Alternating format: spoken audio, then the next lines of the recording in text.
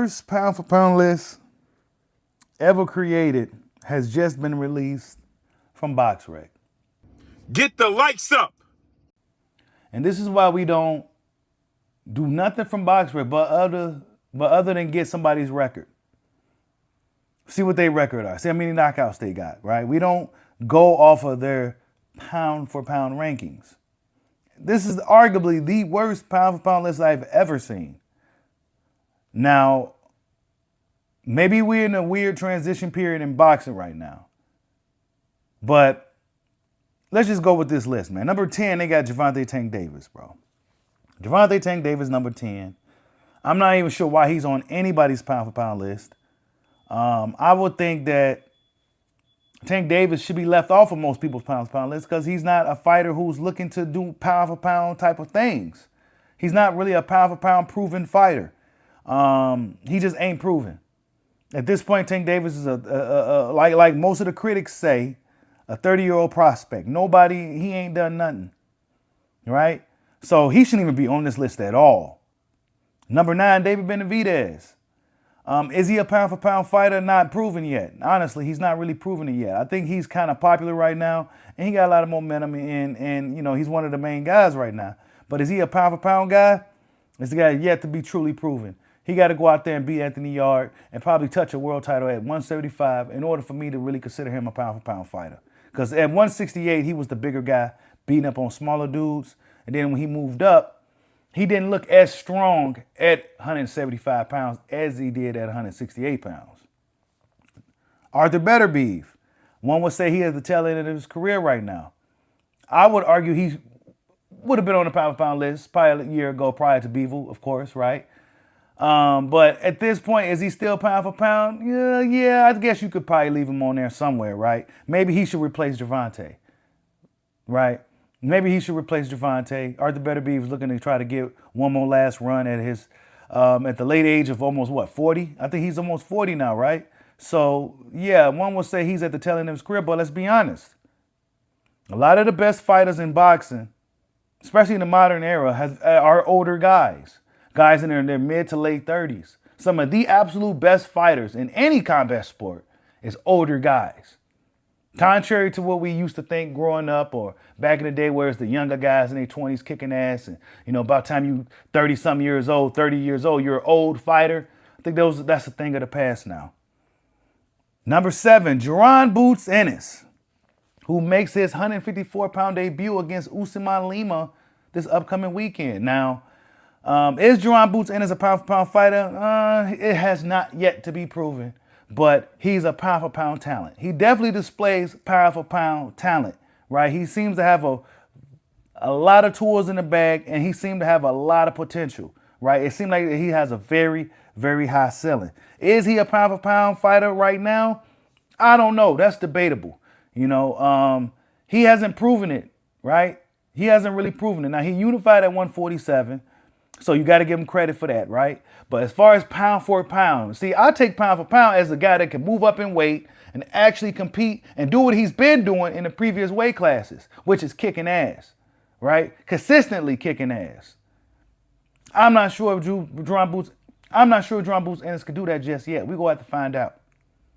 Number 6, Dimitri Bivol. I'll argue he should be a little bit higher, right? He should be a little bit higher on the list. Dimitri Bivol is one of the best fighters in the sport of boxing. Has been that way for a long time. Beat his rival in Arthur Beterbiev, right? They got to win over each other, Arthur Beterbiev.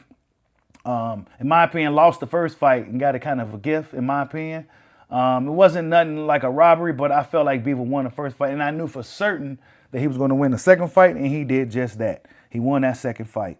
Very methodical, very smart fighter. Always sticks to the game plan and usually comes out with really good game plans. He hasn't yet to be truly proven to be a pound-for-pound fighter, though, if we're going by Bushido's criteria, which is moving up in weight and showing that you're truly great.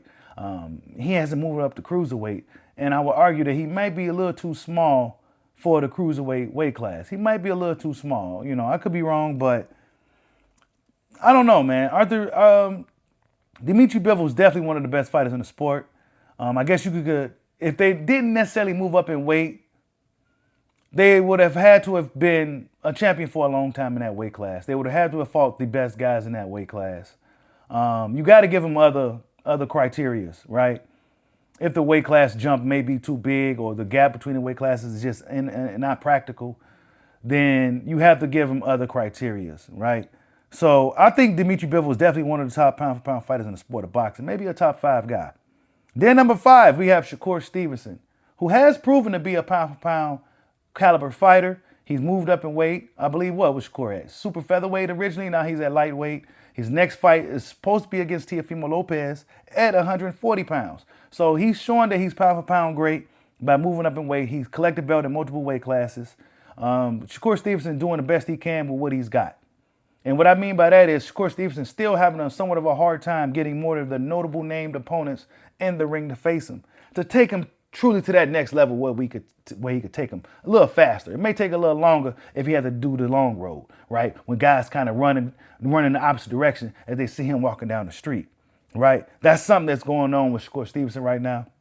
But he definitely displays a supreme IQ and defense and talent in boxing. I think his ceiling is really high. But as far as how far could he go pound for pound, that's yet to be seen, right? He came down from originally 120-some pounds. His next fight is going to be at 140 pounds against Teofimo Lopez. So, yeah, Shakur Stevenson definitely is proven to be a pound for pound great. I think he belongs on the list. I'm not sure if he belongs in the top 5 just yet, though. Again, they have Canelo Alvarez, the mighty Canelo Alvarez, the legendary Canelo Alvarez, who's been on the pound for pound list for a long time now. One would say Canelo's at the tail end of his career. But is he a top 4, 5 pound for pound fighter right now? I wouldn't say he is. Not right now, especially not after the loss against Terrence Crawford. I wouldn't put Canelo in the top 5. If I'm going to put Canelo on the pound for pound list, it'll have to be somewhere outside of the top 5. And that's just because of his longevity and what he's been doing in the sport for over the years. Plus, he's proven to be a guy that can move up in weight and still kick some ass, right? So Canelo definitely deserves to be on the pound for pound list. I just don't think he necessarily belongs in the top 5, right? You know, look, I'm not going to argue if you do got him there. Number 3, Terrence Bud Crawford, the mighty Terrence Bud Crawford. What could I say, right? Hell of a guy. Arguably the best fighter of this generation, right? Actually, he is the best fighter of the generation. Let me just go ahead and say it. He is the best fighter of this generation. He's proven it time and time again. The most consistently dominant fighter you've ever seen in the sport of boxing. Not even a split decision, right? Everything's either been unanimous or he's stopping you. He's leaving no room for doubt at all in any of his fights. No rematches, no nothing. Just he's making it look easy. And after that last fight against Canelo Alvarez, when he moved up in weight, and I told everybody it was just a bad matchup for Canelo. Crawford's a bad matchup for most people on the planet Earth. He went out there and did exactly what I predicted that he was going to do, and he did it in impressive fashion. He went out there coming off a layoff. He went out there coming up 2 weight classes. He went out there on Canelo's special Mexican holiday, and he went out there against 70-some thousand people and beat arguably the hardest fighter to beat in boxing in Canelo Alvarez. Terrence Bud Crawford, in my opinion, is the number 1 pound for pound fighter in the world, and it's really just no question, right? Number 2. Juntao, I call him Juntao Nakatani. Yeah, that's right, Juntao from Rush Hour. I call him that because, well, it just sounds good. But Junto Nakatani, man, number 2 pound for pound. Look, man, I don't know who made this list. Junto Nakatani could be facing Naoya Inoue next. I think that's the next fight. And I think that would definitely solidify him as a pound for pound fighter if he was to get that fight with Naoya Inoue in 2026. Because they got them on somewhat of a collision course, right? And he's supposed to be the next top Japanese fighter coming up. Naoya Inoue is getting a little older now, you know, right? But is he number 2 pound for pound? I don't know, bro. How many weight classes did he move up? You know what I'm saying? How many dudes did he beat that was notable in the sport of boxing? I don't know, bro. But I do know he got some spectacular KOs and he could fight. But is he number 2 pound for pound in the world? Bro, come on, man. Stop playing with me, bro. Nah, man. You could probably put him in the top 10. But number 2, top 3? Come on, man. Stop playing with me. And then number 1. Who Boxrec, where we all go for our boxing records, right? They got Naoya the Monster Inoue as number 1. They got him as number 1. Now, I can't argue fully this because Naoya Inoue is one of the best fighters of this generation alongside Terrence Crawford and Alexander Usyk, who they don't have on this list, by the way. They don't get the mighty Alexander Usyk on this list. And I kind of agree if they going by the heavyweight criteria. Heavyweights just don't belong. But you may have to give Usyk a pass simply because, well, he was originally a cruiserweight and he's still out here being great, kicking ass and taking names and ain't lost yet. Right? Usyk, honestly, if you go put Inoue number 1, Usyk should be in the top 3.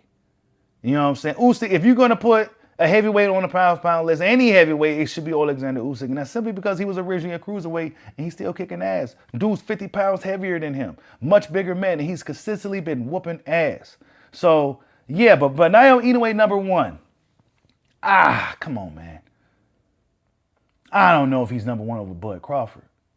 Naoya Inoue, while he has been very consistent in winning fights, if we want to get a little stricter when we get to the top of this pound criteria, if we want to compare him to Usyk and Crawford, I say he had a lot more turbulence than those two guys. A lot more situations to where, he may have had a rematch, or, he got hurt in a fight in a significant way, or in a way to where he got put down in a fight, right? And when we look at some of the fighters that he, that did this to him, it's like, wait a minute, who are these guys, right? And not to mention, and it's not his fault, but the smaller weight classes usually isn't the most popular weight classes. So it's a popularity thing, I believe, as well. But when we talking talent, skills, Naoya Inoue's checking all the boxes. He's checking every box. He got the power, he got the speed, he got the IQ, he got a little bit of everything. He got the heart, he got the dog. Yeah, he probably gets hit more than a guy like Crawford does. Yeah, he got dropped a couple of times and stuff like that, but he showed a lot of heart and a lot of dog. And for certain guys, they could get dropped and get punched and get hit and still be considered the best. But other guys, not so much, man. Certain guys, I'm not going to really go too deep, but certain guys can't even get hit with a jab, or boxing fans will start saying that he lost a step. But Naoya Inoue is number 1 pound for pound according to Boxrec. I don't agree with that at all whatsoever. I do believe he's a top 3 pound for pound fighter. My list will be for the top 3 guys is Crawford, Usyk, Naoya Inoue. And then it's everybody else, right? I don't know. Tell me what you guys think. This is arguably the worst pound for pound list I've ever seen. Hopefully next season they come out with something a little bit better. But Naoya Inoue number 1, I can't truly 100% argue that, because Naoya Inoue has been doing his thing. But Terrence Bud Crawford, what he's just done, come on, man, that ain't never been seen. But tell me what you guys think, man. Boxrec, pound for pound list, top 10. Tell me what you guys think. Like, subscribe, holla at your boy. Peace out.